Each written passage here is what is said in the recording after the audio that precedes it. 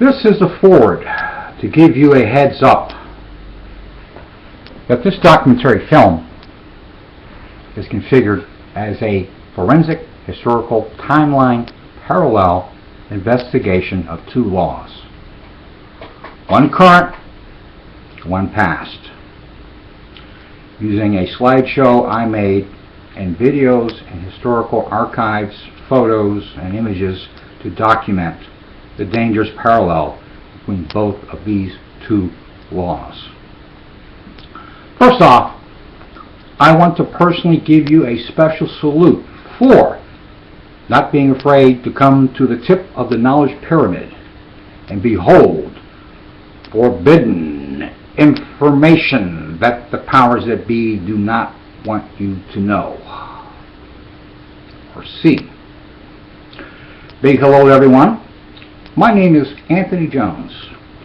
I am a forensic historical timeline investigator and a member of the Notre Dame Society and the George Orwell Society, and a member of another society that you'll pretty well figure out at the end of this film.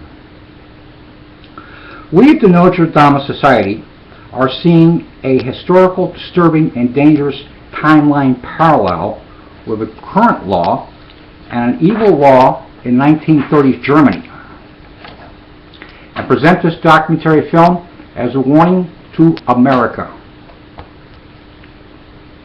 Sadly, most Americans have a fatal flaw about history.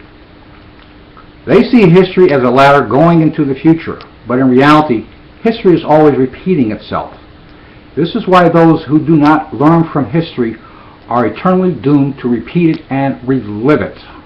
I'm sure you've heard this saying many times. See the pictures on the right? This is a documentary film that parallels the historical timeline of two current laws, Megan's Law and past 1930s Germany Reich's citizenship law.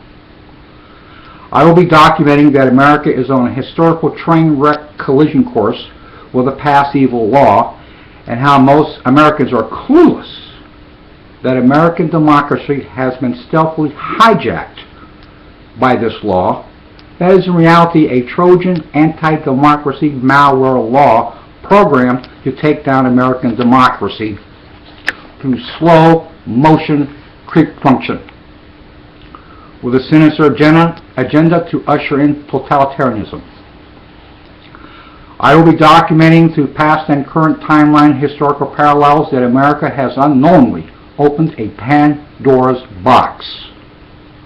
I will document how Megan's Law is being portrayed and masquerading as a Save the Children law. But in reality, it is a duplicate of a past evil law that was also portrayed and masqueraded as a Save the Children law that took down a German constitutional democratic government in the 1930s and replaced it with an evil totalitarian government using this law. I will present documentation through past and current timeline historical parallels and current data that all Americans will slowly be inserted into a high-tech, real-time surveillance infrastructure where their life is no longer their secret, but now analyzed for social and political incorrectness that's being tested on sex offenders. And that the sex offender industry is a smokescreen and run for all Americans to one day be cast into an American registry, which is a spin-off from the sex offender registry, which will take all Americans out of their constitutionally protected zone from government and civil rights abuse and cast them into a limited constitutional rights government control zone. Documentation in this film will prove that supporters of Megan's Law are on the same timeline with the ardent supporters of the 1930s Reich citizenship law, as it will be documented how the 1930s Reich citizenship law turned on its ardent supporters, and that Megan's Law will turn on its ardent supporters. If you find this all being fantasy, then you're in dreamland, because it's already happening as you will behold in this film. How will I document all this?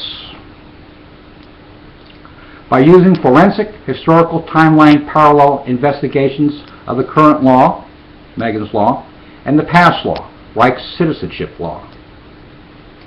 You might ask, what is a forensic historical timeline parallel investigator? Well, what I do is I find a current subject matter, be it a law, a controversial subject, news article, etc., etc., etc. I will then do a historical research of the current subject matter, seeking to see if I can parallel it to a similar past subject matter that occurred in the past, and to see if there is a connection between the current subject matter and the past subject matter. Once I am able to parallel the current subject matter with a similar past subject matter, I can make a future prediction for the current subject matter based on what happened in the past to the past subject matter. Sound interesting? Well, can a forensic historical timeline parallel investigator do an investigation of a current subject matter that is similar to a past subject matter be used to predict the future? Well, Sir Winston Churchill said, the further you look back into history, the further you can see into the future. Understand, forensic historical timeline parallel investigations is nothing new. Nostradamus was able to foretell the future using this method.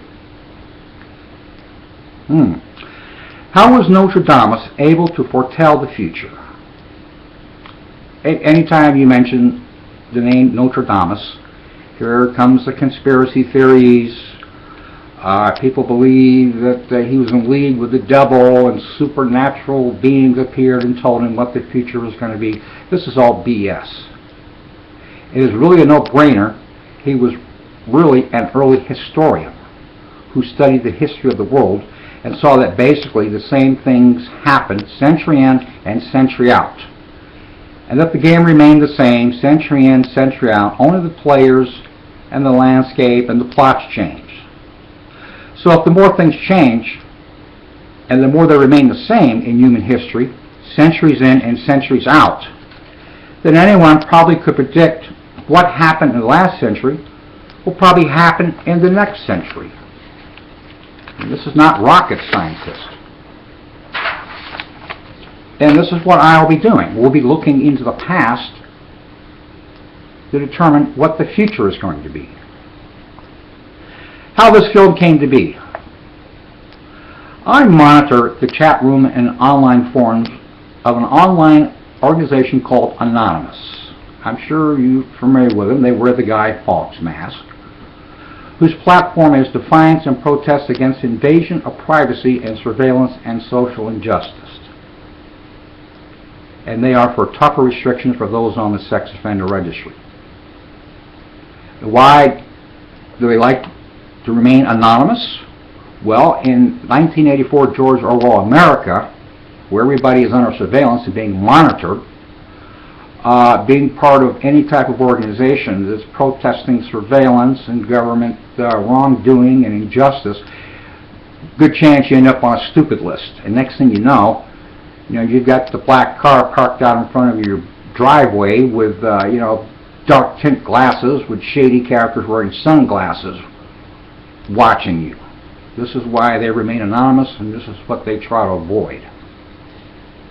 I started noticing anonymous members were asking on their chat room and online forum, how did the American Social Security card go from not for identification purposes to now being a de facto ID? And how are people becoming sex offenders for public urination, streaking, mooning, silly kids horseplay, obscene phone calls, cell phone sexting, peeping toms, teens having consensual sex? Probably the reason Anonymous was asking this is we have an oxymoron here. Anonymous is pro-sex offender registry. And a lot of their members were ending up on the sex offender registry for minor infractions. Anonymous was also warning to be wary of opening email attachments that could contain child porn. and having a backup plan if your browser was hijacked and you were unknowingly taken to a child porn website. Understand there is zero tolerance. Going to a child porn website can land an unsuspecting person on the sex offender registry. And they're also asking, is America morphing into a toned down type of Nazi Germany? Good questions. I wanted to know. So I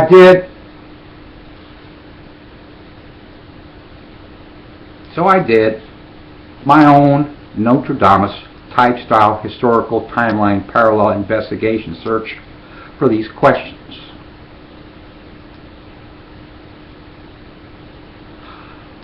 Once the big picture emerged, it was shocking. Very shocking. This film runs for 3 hours. Please review it all, for at the end of the documentary film, we will meet up at the Notre Dame's big board of predictions, where I will connect all the dots and assemble all the pieces of the jigsaw puzzle that will reveal a big picture.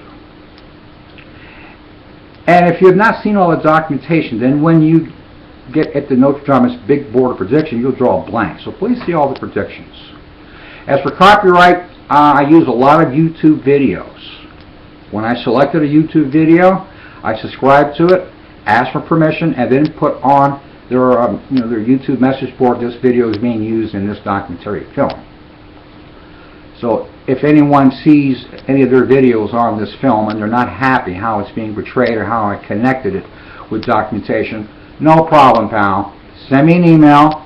I'll put the film in video editor, delete it, put it back up. No more problems. The dream that Megan's Law is a protection of society law is over. Start data transmission. Engage.